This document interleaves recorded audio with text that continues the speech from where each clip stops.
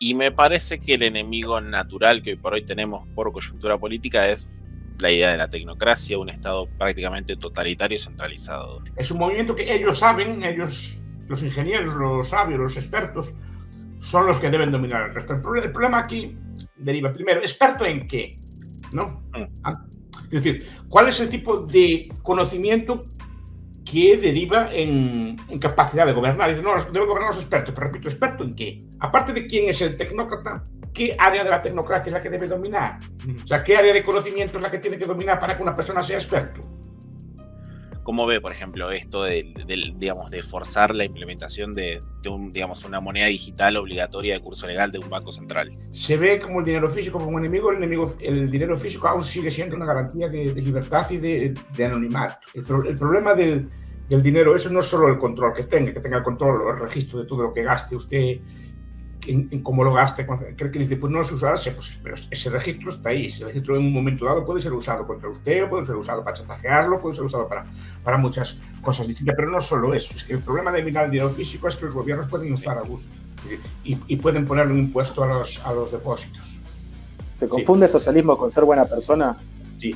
Es que eso es lo que hay que discutir. Primero, pues digo que nuestro trabajo es inmenso. Es súper entretenido en el sentido que tenemos que estudiar muchas cosas, tenemos que entender cosas, pero el trabajo nuestro es el primero. Requiere tiempo, requiere paciencia y requiere, pues, intentar comunicar las ideas e intentar hacerlo mejor que la competencia. Esa cosa a mí me seduce, la idea de competir con otras ideas, ¿no? Es una idea de competitividad. Yo no tengo miedo a la competencia. Entonces, me gusta que haya competencia, aprendo de ella e intento dar mejores argumentos que lo que dan los otros. Pero paciencia, no va a llegar a Ancapia mañana. Me preocupa más un liberal en el Estado que alguien que sea un derrochador, lo que implica que un Estado tenga la mayor legitimidad y digamos, los recursos maximizados para poder controlar a los demás. Ahí es donde entra mi preocupación. Por ende, siento que la vía reformista, a la larga o a la corta, inclusive termina siendo bastante más deficiente en cuestiones estoy de acuerdo. Estoy de acuerdo. Además, le deja los medios para que el siguiente que llegue, el socialista, así tenga los medios, las cuentas, pero no solo eso, el aparato organizativo bien funcionado para poder llevar a cabo sus medios. Eso estoy de acuerdo. No, es un dilema. Y por cierto, fue una excelente entrevista. Sí, da gusto ver, están bien, que tienen buen nivel de debate. Muy buenas noches a todos, muchas gracias por estar acá presente una vez más. Hoy tenemos el placer y el honor gigante de tener invitado al profesor Miguel Ancho Bastos, que vamos a estar acá conversando un poco respecto a todo lo que es liberalismo, anarquismo, realidad política, coyuntura, estructura y demás. Así que antes que nada le quiero presentar como siempre a mi compañero, que va a estar acá haciéndome el aguante y la compañía, y bueno, al invitado de honor, que es el profesor Bastos. Profesor, muchas gracias Muchas gracias a ustedes por la amabilidad.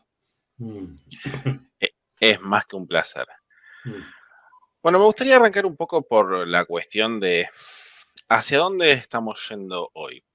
Porque, digamos, a diferencia, si se quiere, de los liberales clásicos, inclusive un poco tirando a las personas que tienen una tendencia más hacia la socialdemocracia, hay una tendencia, si se quiere, a combatir a la izquierda, más que nada, pero particularmente yo me defino como liberal radical, anarquista por consecuencia lógica, simplemente por defender el derecho natural, y me parece que el enemigo natural que hoy por hoy tenemos por coyuntura política es la idea de la tecnocracia, un Estado prácticamente totalitario y centralizado. ¿Hacia dónde siente que usted que está yendo el mundo y qué tendríamos que, como liberales, tratar de, si se quiere, combatir políticamente? Sí, me gusta mucho esa idea que hace usted de la tecnocracia, porque muchas veces no se la ve como un peligro. Y yo creo, muchas veces, no hablo mucho de esto, pero yo creo que la tecnocracia es uno de los poderes más fríos que existen y por tanto es uno de los más peligrosos, porque además es un poder muy legítimo. Porque supuestamente se basa pues, en una supuesta competencia técnica, en un conocimiento que está privado al resto de los mortales y la posesión de ese conocimiento les da como derecho a dominar a los demás. Por ejemplo, el político tradicional, el cacique, el alcalde, el político típico que puede existir, por lo menos tiene que responder delante del pueblo, tiene que hacer algo por el pueblo, pero estos ni siquiera tienen que hacer algo por el pueblo, ni siquiera tienen que preocuparse por eso. Simplemente hacen unos planos, hacen unas rayas, hacen unos dibujos y el país tiene que adecuarse a esos dibujos que ellos hicieron, ¿no? Pero a mucha gente le parece bien, porque supuestamente es un poder despolitizado, es un poder neutro, es un poder así como científico, ¿no? Y con toda la arrogancia que la palabra ciencia muchas veces lleva, ¿no? Entonces, en esas que lleva, o que se la asocia, no que la tenga. Y ese poder es muy... Pocos han hablado de esto. Creo que Vallée de Goytisol, en un libro que se llama Sociedad de Masas y Derecho, que está colgado en internet en algún sitio, habla mucho de esto, del poder de la tecnocracia. Él habla, por ejemplo, de los tiempos del franquismo, cómo el poder tecnocrático se implantaba. Yo creo que se está pasando en otras partes del mundo y es un poder muy frío, porque además nada garantiza que tenga éxito, porque el tecnócrata en última instancia también tiene un modelo social, ¿no? Un modelo de diseño. Los primeros tecnócratas, en Saint-Simon Comte, en el siglo XIX, sí. Por ejemplo, el movimiento tecnocrático en los Estados Unidos, Veblen, Thorstein Veblen, por ejemplo, un libro que se llama El ingeniero y el sistema de precios, o Scott, o por ejemplo, King Cam Gillette, el método de la maquinilla de afeitar, que fue también uno de los padres de este movimiento, pues querían diseñar la sociedad, diseñaban viviendas ideales, diseñaban viviendas comunales, querían una sociedad gobernada por ingenieros, y los ingenieros que fueron los que pusieron los precios. Sí, con Henry Ford pasó también algo similar con lo que había puesto en Brasil. Señor. Es un movimiento que ellos saben, los ingenieros, los sabios, los expertos, son los que deben dominar el resto. El problema aquí deriva, primero, ¿experto en qué? ¿No? Es decir, ¿cuál es el tipo de conocimiento que deriva en capacidad de gobernar? Dice, no, deben gobernar los expertos, pero repito, ¿experto en qué?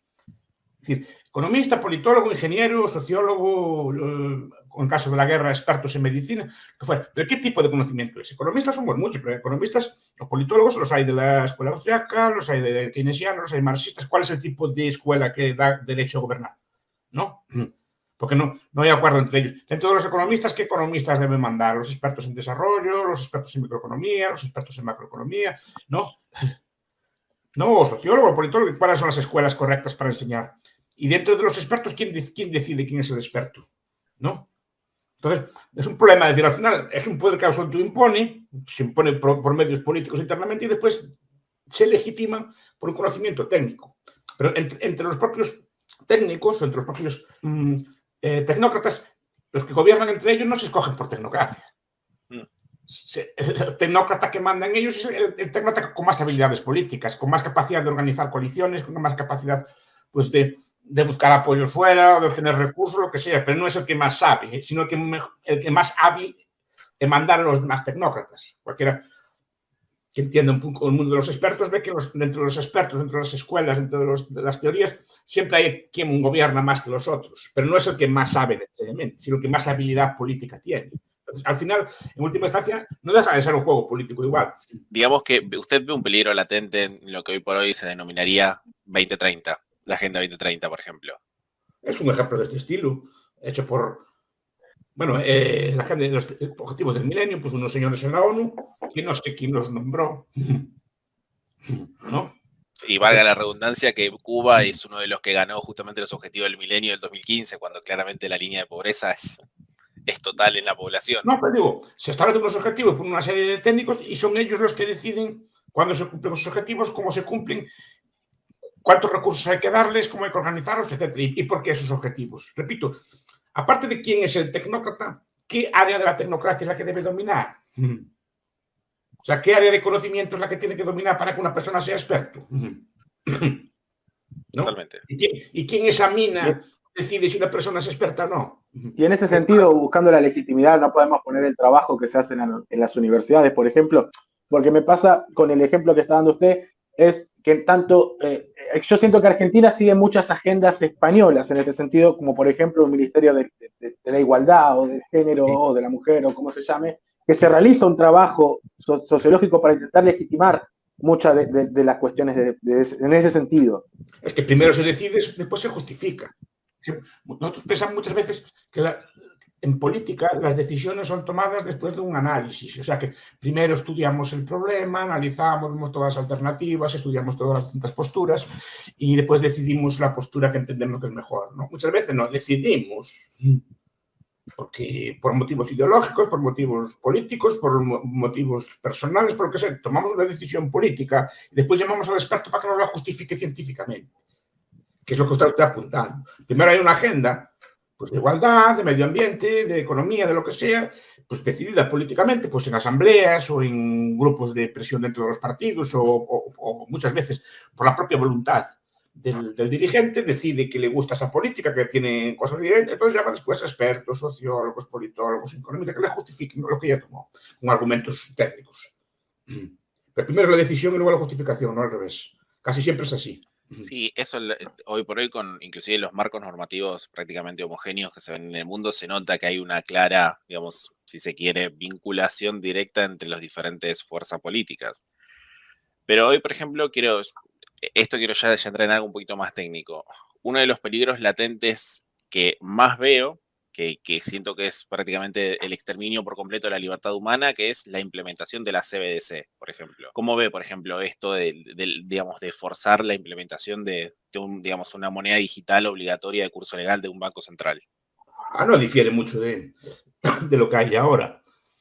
La única diferencia de la moneda digital es si se excluye el dinero físico. Y se ve como el dinero físico como un enemigo, el dinero físico aún sigue siendo una garantía de libertad y de anonimato. El problema del dinero, eso no es solo el control que tenga el control o el registro de todo lo que gaste usted, en cómo lo gaste. Creo que dice, pues no se usará, pues, pero ese registro está ahí. Ese registro en un momento dado puede ser usado contra usted, o puede ser usado para chantajearlo, puede ser usado para muchas cosas distintas, pero no solo eso. Es que el problema de eliminar el dinero físico es que los gobiernos pueden inflar a gusto y pueden ponerle un impuesto a los depósitos. Y dar caducidad a las monedas que ellos mismos te obligan a usar. Si no, te obligan a usar, a gastarlas o hacen, bueno, simplemente pues le aplican un impuesto al depósito, que ahora no pueden aplicarlo, o pueden aplicar tipos de interés. O sea, pueden hacer experimentos de todo. O sea, pueden inflar a gusto. Porque ahora el límite a la inflación, a la inflación bancaria, la creación de dinero bancario, es que usted puede retirar el dinero, ¿no?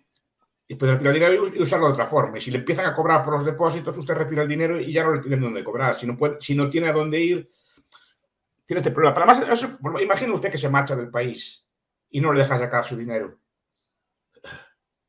Es decir, un exiliado ya no es solo un exiliado, es un exiliado que le bloquean sus cuentas. Es decir, no tiene derecho a dinero ninguno, ni siquiera a moverse. Hasta el día de hoy, por lo menos, usted va con plata a cualquier sitio, más malo será que no lo reciban, ¿no? Si pago así, pero ¿y si no tiene cuentas? ¿Y si le bloquean todo? ¿No? Además, en el bloqueo en esos casos es fácil, porque usted ni siquiera tiene capacidad de tener atesorado algo en su casa, ¿no? Entonces, ese tipo de divisas virtuales a los gobiernos les gusta mucho, claro, que incrementan mucho su poder. Hasta incluso si usted compra Bitcoin, le queda registrado. Sí. Ahí el anonimato, porque tendrá que comprar internet, tendrá que comprar por algún tipo de moneda de estas estatal. Tendrá que cambiar, para adquirir Bitcoin, tendrá que desembolsar moneda estatal. Ya le queda registrado que lo compró ahí, ¿no? Entonces, digo, estas cosas a la gente le gusta mucho, que elimina el fraude, ¿no? O los delincuentes usan esta moneda, sí, y no lo usaban antes en el dinero normal. Es decir, parece que es decir, el fraude existió siempre con esta moneda o sin. Es decir, no garantiza que no vaya a haber fraude con este tipo de divisas. Es decir, con dinero electrónico sigue habiendo fraude, como si fuera a eliminar por eso, se fuera a eliminar el tráfico de drogas o cosas de este estilo, simplemente porque no puede usar este tipo de moneda. Se usan monedas alternativas, desde usar oro o plata hasta usar otro tipo de bienes de fácil cambio, como ya se vio en otras ocasiones, como si se eliminara el crimen por prohibir un determinado tipo de moneda. Aparte que o se hace a nivel mundial o si no la gente atesoraría dólares o monedas de otros sitios y comerciaría con ellas. Quizá la respuesta está en la exposición que acaba de hacer, pero a lo que se le cuestiona muchas veces el libertarismo, que es capaz de, o en el entendimiento, es capaz de justificar, por ejemplo, el robo o el chantaje dentro de lo que se entiende en el mundo del mercado, sí. Pero esta medida para intentar volver más eficaz a los gobiernos a la hora de intervenir en la libertad individual, ¿no termina también convirtiendo al fraude como un enemigo que es imposible de combatir y que no puede ser tomado como un error de mercado? A ver, fraude va a haber siempre que haya, o fraude, no tenemos fraude, mercados negros o economía negativa, la va a haber siempre que haya algo prohibido. Por ejemplo, ningún país puede ser 100% blanco mientras existan drogas o tráfico de drogas, o prostitución, o juego, o actividades prohibidas, ¿no? Entonces, eso va a generar demanda de otro tipo de medios de pago. Eso no. El fraude el fraude, el engaño, el delito está en la naturaleza humana, no es el tipo de moneda que hay. ¿no? Es decir, el fraude puede existir con cualquier tipo de moneda y probablemente siga existiendo con cualquier tipo de moneda. No se va a solucionar eso. Pero yo creo que no lo va a hacer porque también va a afectar a los negocios de los políticos. Y veo que siempre hay una cierta obsesión de los políticos en aumentar la base imponible de poder y de control. A veces no es tanto la cuestión económica, es la cuestión, si se quiere, hasta narcisista de poder controlar las decisiones de los demás. En los tiempos que corren, nombrar el apellido Gates suena a conspiración, pero cuando uno ve, por ejemplo, todos los tratados y todos los negocios que fue haciendo con los diferentes personas que tenían el poder acumulado, se da cuenta de cierta relación, si se quiere, inmoral entre sector privado y sector público, que por ahí implica justamente en modificar permanentemente la conducta y la percepción de la realidad de las personas. Esto que vivimos, de que el mundo se haya parado en 2020, 2019-2020, es irrisorio, es un delirio cientificista para someter a las personas que son completamente sanas, que es lo que, bueno, hemos vivido en los tiempos que corren y que hoy, digamos, de ciertos organismos supranacionales justifican como modelo perfecto, como por ejemplo pasa China. No sé si usted ve también, por ejemplo, un problema latente en la implementación forzosa. Más bien como un ensayo. Yo veo, a ver, yo no sé si esto, no creo que esto sea previsto, ni que es un diseño demasiado sofisticado como para ser previsto, ¿no? Entonces no soy así muy conspiranoico. Eso sí, yo veo que se aprovecha esta pandemia para ensayar. Los gobiernos se ven con una oportunidad de oro para ensayar técnicas y ensayan a ver hasta qué punto la población puede ser sometida o no ser sometida. Y creo que en muchos aspectos llevaron conclusiones bastante positivas. Es decir, la población es relativamente fácil de domesticar. Ahora, que todo haya sido una conspiración, eso no lo creo. Ahora, ¿qué pasa? Tampoco los gobiernos, hay que decirlo, los gobiernos no tenían tecnología suficiente para tratar este tipo de problemas de cero. Es decir, o sea, es un problema para ellos nuevo. Es decir, que no están acostumbrados a tratar. Desde el siglo XIX había como un debate, ¿no? en las ciencias sociales sobre cómo abordar las epidemias, los contagionistas y los anticontagionistas. Es decir, unos apostaban por crear soluciones de mercado, soluciones de sociedad civil para atender a las pandemias, ¿no? Pues desde cambiar los hábitos, pues tener pequeños depósitos en casa o reservorios de vacunas o de medicinas o de mascarillas, por supuesto, para que cuando viniera esto, diseñar incluso las ciudades adecuadas para atender las pandemias, y otros decían que era la burocracia que debía tratar estos temas a través de la prohibición, el confinamiento, ¿no? Las cuarentenas, ese tipo de mecanismos que son mecanismos burocráticos. Ese debate políticamente lo ganó el ala más intervencionista. Y desde entonces se inhibió el desarrollo de tecnologías que permitiesen tratar este tipo de pandemias desde una forma privada. Entonces, la única herramienta que tenemos para tratar las pandemias es el Estado. Y ahí entiendo que el Estado haya actuado en el sentido de que es la única arma que tenemos. Porque la otra estrategia se inhibió, se frenó. Nadie tenía medicinas en casa, nadie tenía mascarillas en casa, nadie le instruyeron previamente de cómo había a través de la educación social, de cómo tenía que actuar en ese tipo de casos. Simplemente nos encontramos inermes frente a una pandemia y el único arma que había, el único que tenía armas o medios o así era el Estado y lo aprovechó, claro. Pero entonces habría que abrir el debate de nuevo sobre cómo afrontar las pandemias en el futuro, no en el pasado. Y ver qué herramientas se pueden hacer de mercado para tratar este tipo de cosas. Eso fue lo que se inhibió. Y ese debate lo hubo en el siglo XIX. Y había teóricos, muchos de ellos anarquistas, que defendían formas de tratar a pandemias sin tener que usar la coerción. Y se frenaron todas. Entonces quedamos desprotegidos. Entonces, la única herramienta que teníamos es esta. Y el Estado la aprovechó y creo que en algunos casos la usó para aprender.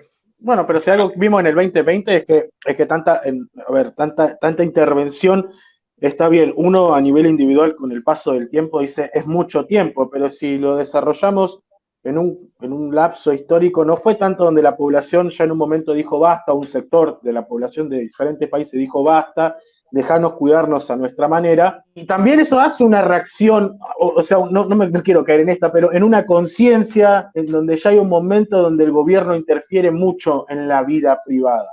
Sí. Y ahí va con esta pregunta a la que quería caer. Hoy en día notamos que el movimiento liberal libertario ha tomado una puesta en escena en Latinoamérica en general, en Argentina sobre todo creo que se nota más por la figura de Javier Milei, y uno ya que ha pasado por una política tanto juvenil como ya un poco dentro del lado más grande, por cargos, etcétera, etcétera. Particularmente me doy una idea de que no es la solución. La pregunta a la que voy es, usted, desde la perspectiva ANCAP, libertaria, voluntarista, pongámosle el nombre que sea, que más cómodo le queda a cada uno, ¿sigue siendo una opción potable el buscar un político que represente determinadas ideas con las de uno para poder cambiar el sistema desde adentro?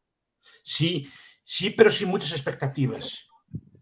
Yo creo que ese tipo de político es necesario en el sentido de que abre debates en la sociedad y llega a sectores que no se habían llegado de otra forma.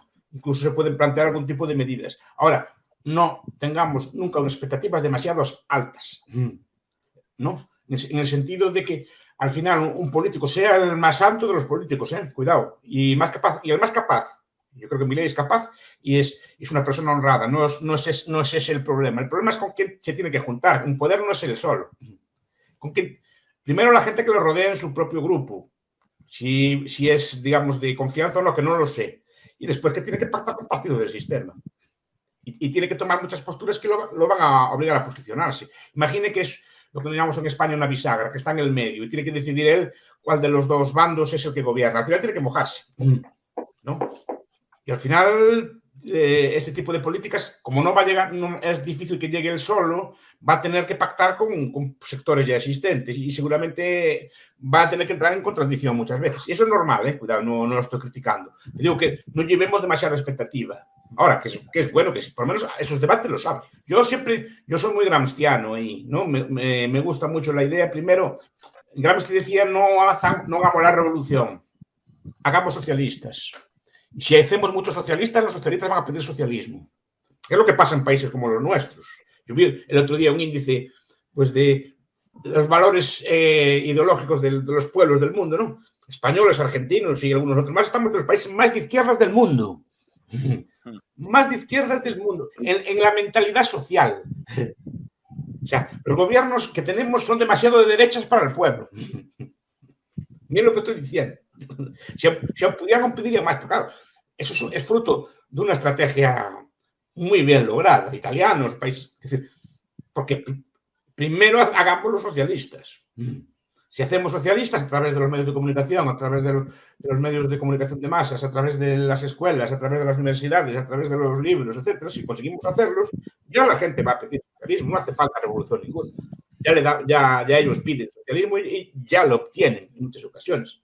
Entonces, la idea primero es esta, paciencia, que muchas veces nos falta paciencia. Una cosa que tiene el capitalismo es una economía de la paciencia, en el sentido de que ahorra, no quiere gastar todo ahora y no quiere todo inmediatamente, sino que piensa en el futuro. Eso es el capitalismo. Bueno, pues seamos un poco capitalistas también en las ideas. Es decir, calma, vamos a crear capitalistas primero. Vamos a crear primero gente de este estilo si somos capaces. Primero, este es nuestro trabajo, punto. Y después ya vendrá el resto. Porque si no, vamos a tener un gobierno. Podríamos tener hipotéticamente un gobierno liberal, un gobierno que defiende estas cosas en un pueblo que no lo es. Eso dura 10 minutos. Porque si el pueblo no entiende lo que está haciendo, va a durar 10 minutos. Aunque el político sea muy agradable, aunque el político sea muy carismático, si la gente, o por lo menos un porcentaje significativo de la población no entiende qué es lo que está haciendo, ese gobierno va a durar poco. Es pasto fácil de la demagogia, están diciendo está robando a los pobres, está haciendo así, no entienden lo que hace, es fácil acabar con él. Primero hay que crear una base que lo defienda y que lo entienda. Como tienen los socialistas o como tienen los peronistas, tienen una base que defiende y una base intelectual de personas que defienden esas ideas y que las entienden y que las apoyan. Nosotros tenemos esa base. Ahí difiero en lo último, de que se las entienden. Yo creo muchas veces que pasa por una pasión que no logran comprender y ya les terminan regalando demasiada libertad, que a pesar de que no le hayan cumplido esas promesas, se mantiene un ideal de un mundo más igualitario, redistributivo, en donde los servicios estén para todos. O sea, con el peronismo sucede eso acá. Tiene como esa cuestión de que a pesar de que hagan las cosas mal, esto no es el verdadero peronismo, como no es el verdadero socialismo esto, claro, para mantener esa idea. ¿Sabe la población que eso no es posible? Que decir que ese tipo de mundos no existe, que el único mundo que existe es uno en el que hay que trabajar, ahorrar, etcétera, que no es una vida fácil. Claro, es el problema nuestro también, nuestras ideas no son atractivas, no prometemos ningún paraíso. Dice simplemente que viviremos mejor. ¿Se confunde socialismo con buena persona, profe? ¿Se confunde socialismo con ser buena persona? Sí. Es que eso es lo que hay que discutir. Primero, pues digo que nuestro trabajo es inmenso. Es súper entretenido en el sentido que tenemos que estudiar muchas cosas, tenemos que entender cosas, pero el trabajo nuestro es el primero. Claro, nosotros no tenemos paciencia. Piensen en el cristianismo no llegó y mandó, tardó cientos de años, y con calma, pero fue primero creando cristianos, ¿no? Pues esto, cualquier idea pero pasa con el marxismo, con otras cosas, llegó el marxismo y ya mandó decenios, requiere tiempo, requiere paciencia y requiere pues intentar comunicar las ideas e intentar hacerlo mejor que la competencia. Esa cosa a mí me seduce, la idea de competir con otras ideas, ¿no? Es una idea de competitividad. Yo no tengo miedo a la competencia. Entonces, me gusta que haya competencia, aprendo de ella e intento dar mejores argumentos que lo que dan los otros. Otra cosa que lo consiga. Pero la idea es esa. Ustedes que son jóvenes aún tienen mucho por hacer aún. Pero paciencia. No va a llegar a Ancapia mañana. No, y aparte el aceleracionismo no es algo muy propio de nuestras ideas, justamente el orden espontáneo y, digamos, la prioridad de las cosas. Pero respecto a lo que en un momento planteó de Milei, inclusive yo tengo discusiones acá con fundaciones liberales, yo tengo mis dudas y mis opiniones respecto a eso, pero me preocupa más un liberal en el Estado que alguien que sea un derrochador. Porque un Estado eficiente me parece que es todavía más problemático para lo que es la libertad como fin del ser humano en sí mismo. No sé qué le parece esta idea. Puede ser, y es correcto.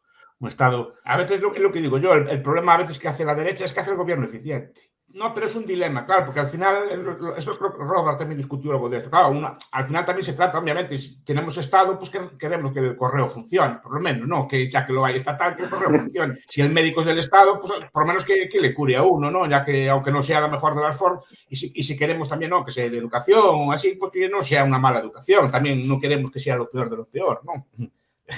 Y ahí sí, pero sí que entiendo su argumento. Es decir, si hacemos gente que es buena o gente que compite allí, claro, el Estado lo podemos hacer más eficiente. Es más, le dejamos el terreno preparado para el siguiente que llegue. Es que quizás, le ordenamos las cuentas. Si se entiende el argumento de, inclusive de corto plazo, de, ok, un médico tiene mejores recursos para curar a una persona, más allá de que si eso no legitima la cuestión de la salud pública, el tema es el trasfondo, digamos, si se quiere, el deep state, lo que implica que un Estado tenga la mayor legitimidad y digamos, los recursos maximizados para poder controlar a los demás. Ahí es donde entra mi preocupación. Por ende, siento que la vía reformista, a la larga o a la corta, inclusive termina siendo bastante más deficiente en cuestiones sí, estoy de acuerdo. Estoy de acuerdo. Además, le deja los medios para que el siguiente que llegue, el socialista, sí tenga los medios, las cuentas, pero no solo eso, el aparato organizativo bien funcionado para poder llevar a cabo sus medios. Eso estoy de acuerdo. No, es un dilema. Por un lado, claro, ya que estamos en esto y lo tenemos encima, por lo menos que funcione razonablemente bien, ¿no? También es una lógica, pero yo entiendo también lo que está diciendo usted. El peligro es este. Pero por eso hay que usar argumentos de legitimidad, ¿no? De legitimidad, no solo de funcionamiento. Porque si centramos la crítica al Estado en que funcione bien o funcione mal, estamos perdidos, ¿no? Totalmente. Tiene que ser una crítica de otro tipo. Tiene que ser una crítica de legitimidad, ¿no? Esto es, ¿quién es usted para mandar en mí? ¿Quién es usted? ¿Y quién le dio ese derecho? Esa es la pregunta de quién le dio ese derecho, de dónde viene ese derecho. Entonces, es donde podemos empezar a discutir de filosofía política, ¿no? De dónde viene ese derecho último y por qué tiene usted derecho a mandar en mí y quién le dio ese derecho y puedo yo decidir marcharme, secesionarme de su mando y decidir sin meterme con nadie, irme a vivir a otro sitio, etcétera. Ese tipo de cosas, ¿no? Son preguntas de ese estilo. Entonces, el debate es de legitimidad, ¿no? Y de entender en qué consistió históricamente el Estado y en qué consiste el Estado. No si funciona bien o funciona mal. Es decir, porque es el debate que creo que se planteaba también, no sé si Lisander Spooner o uno así, que es lo que entiendo lo que usted diciendo también, ¿no? Que si es mejor un amo bueno o un amo malo, si uno es esclavo, ¿no? Hombre, si uno es esclavo... En términos económicos, si se quiere en términos económicos, inclusive de reconocer cuál era el enemigo, es más rentable la monarquía. Porque de última se cae el rey en comparación al Estado, es completamente abstracto. Esa es la tesis de Hobbes. la tesis de Hoppe, que es correcta, la tesis de la conciencia de clase. Es decir, ahí lo tienen tesis. El rey era una persona. Más que una de las astucias del Estado es que el Estado es abstracto. Usted no le paga impuestos a Cristina o a Fernández, usted le paga impuestos a la República Argentina, ¿no? Cuando la República Argentina no tiene existencia ontológica, no es un ser que le pueda dar a usted dinero. Quien recibe el dinero en última instancia, pues es Cristina y ellos lo reparten obviamente de acuerdo con unas normas, lo reparten con unas cosas, pero lo reparten ellos con los criterios que tienen ellos. No es que se lo dé, en última instancia va a las manos de Cristina y Cristina lo reparte. Pues tanto para sanidad, tanto para salud, tanto para esto, para otro, o lo que sea, ¿no? Y a veces incluso algunos roban de ese dinero. No estoy diciendo caso concreto ninguno, pero digo que a veces se da ese fenómeno. Pero digo que al final ese dinero no va a la República Argentina, va a las personas que dicen que representan a la República Argentina. Entonces, pero a eso me refería. Es decir, si uno es esclavo, obviamente prefiere que el amo sea bueno, que no le pegue o que no le azote y que ese tipo de cosas, ¿no? Y efectivamente hay estados que no son así, hay estados que no le azotan a la gente o que no le pegan o que no abusan demasiado de ella, digamos, ¿no? Otros sí. No todos los estados, hay que ser honrado, no todos los estados son iguales, pero todos son estados.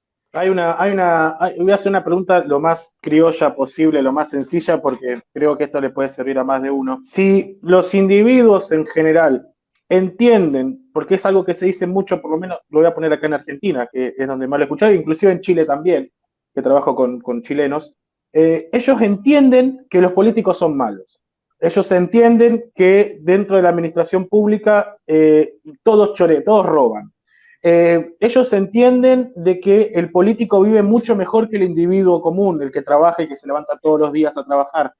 Y aún así siguen legitimando gobiernos. O sea, siguen legitimando el sistema de democracia representativa. Entonces la pregunta que va es, ¿por qué el individuo, entendiendo esas lógicas, siempre sigue delegando esas funciones tanto de seguridad, seguridad exterior, economía? Porque no lo ven como rasgo etcétera. Lo ven como un rasgo accidental. Dice, no, es como decían los ingleses, los antiguos, ¿no?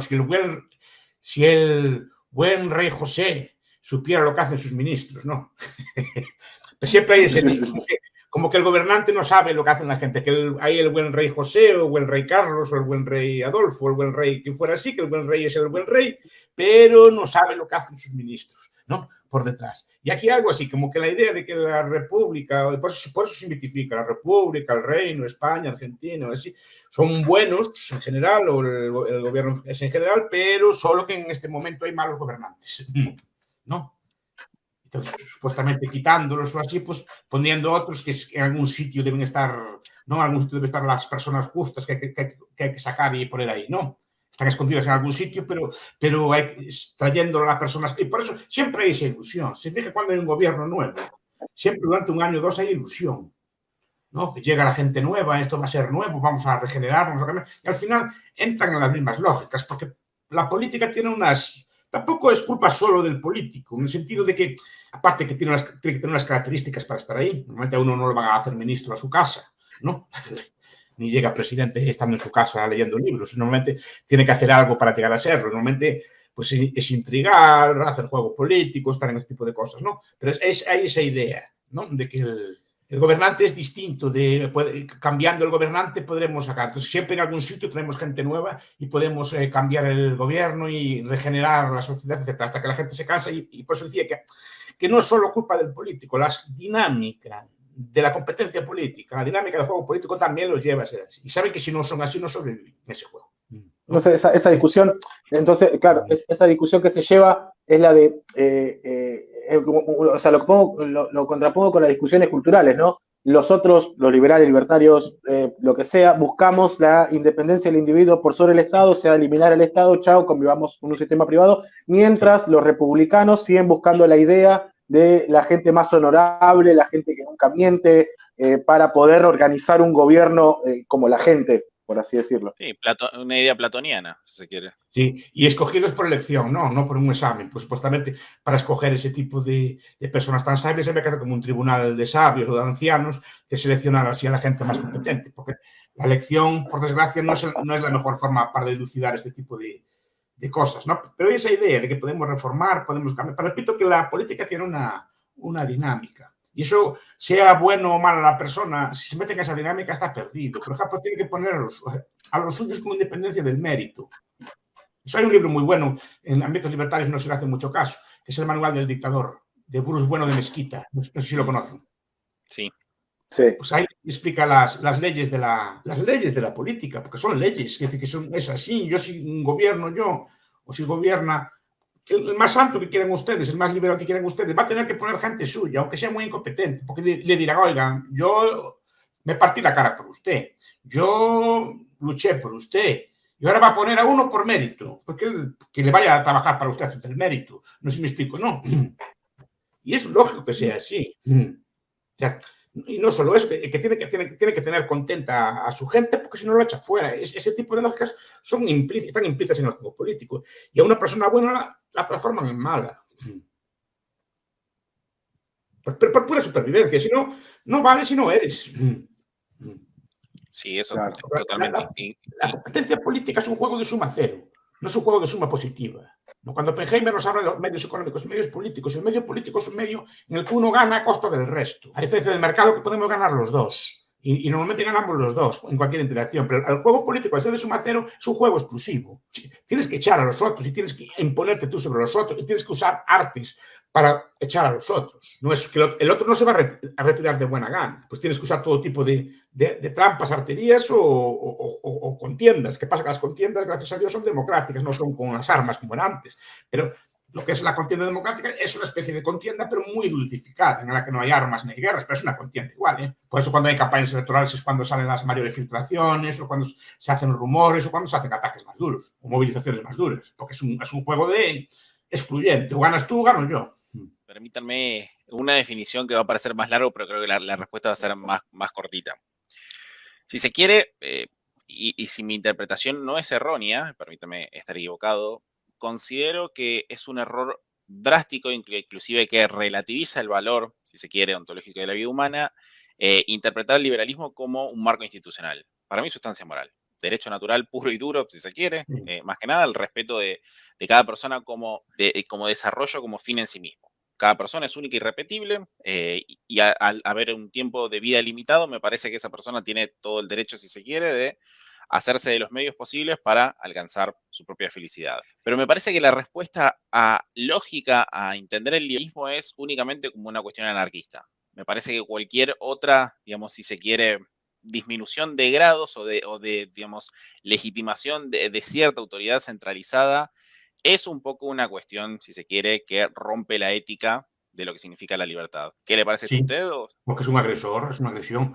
Pero claro, lo que dice usted es muy correcto, pero el anarquismo no es más que llevar el liberalismo a todos los ámbitos. Simplemente eso. Es decir, a veces me dicen, no, es que el mercado de las patatas debía estar liberalizado. Vale, bien. ¿Y por qué no el de la justicia? ¿O por qué no el de las obras públicas, infraestructuras? Porque la pregunta es, ¿qué tienen de particular esos bienes que no tengan los otros? Es decir, esos bienes no fueron alguna vez prestados de forma privada, no solo privada en el sentido de mercado, sino a través de la sociedad civil, ¿no? No fueron prestados una vez, pueden ser prestados. Es decir, ¿cuál es el problema que tienen esos bienes? ¿No? Si el liberalismo es bueno, ¿por qué tienen el socialismo en la justicia? El socialismo, quiere decir que usted que el socialismo en algunos ámbitos es mejor que en otros. ¿Por qué tiene socialismo en las obras públicas? ¿No? ¿Qué tienen de particular esos bienes? No se hacían históricamente carreteras, puentes, calzadas, ferrocarriles de forma privada. ¿Por qué tienen que ser hoy de forma socialista? ¿No? Es decir, el debate es ese. Igual que el argumento de Molinari, en su momento, por eso le llama el primer capitalista, es llevarlo a la defensa, ¿no? Llevar el tema a la defensa.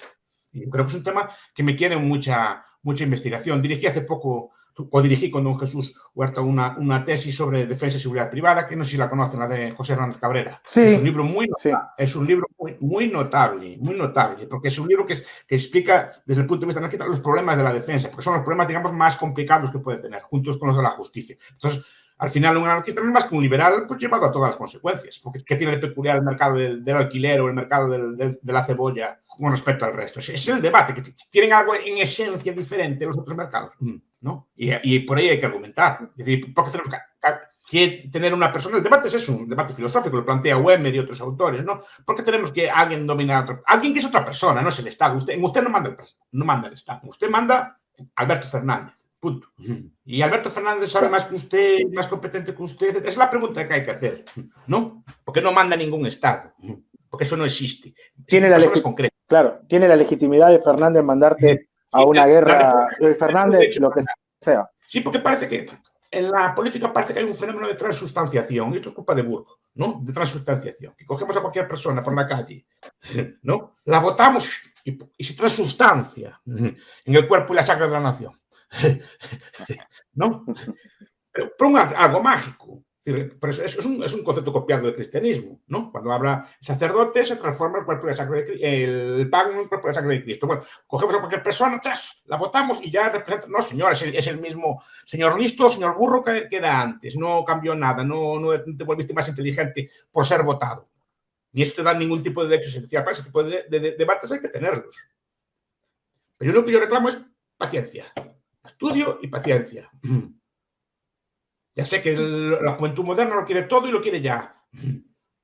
Pues a lo mejor hay que hacer como los antiguos, un poquito de calma y preparar el terreno, porque si no, nos va a llevar a desilusiones. Sí, queriéndolo todo ya tenemos progresismo porque no actualmente. Puede poner un gobierno liberal un pueblo que no lo es. No lo puede poner. No funciona. La gente se revela o resiste. Hay primero que cambiar, es la metapolítica. Primero lo que decían los metapolítica, es decir, no hacer política directa, sino hacer política intelectual, crear soluciones, crear problemas.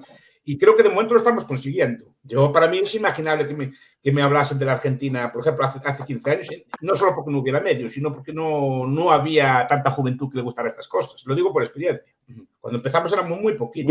Y es más conocido de lo que usted cree, profe, acá en Argentina. Más de lo que usted puede imaginar. Pues eso es cosa suya. Sí, esa era la idea. Bueno, profesor. No es que de los viejos, sí. Ustedes sean mejores que nosotros, y lo son ya. Ya parten sobre algo construido. Entonces ya pueden trabajar mejor. Pues adelante y muchas gracias por la amabilidad. Y por cierto, fue una excelente entrevista. Da gusto ver, están bien, que tienen buen nivel de debate. Hasta la próxima entonces.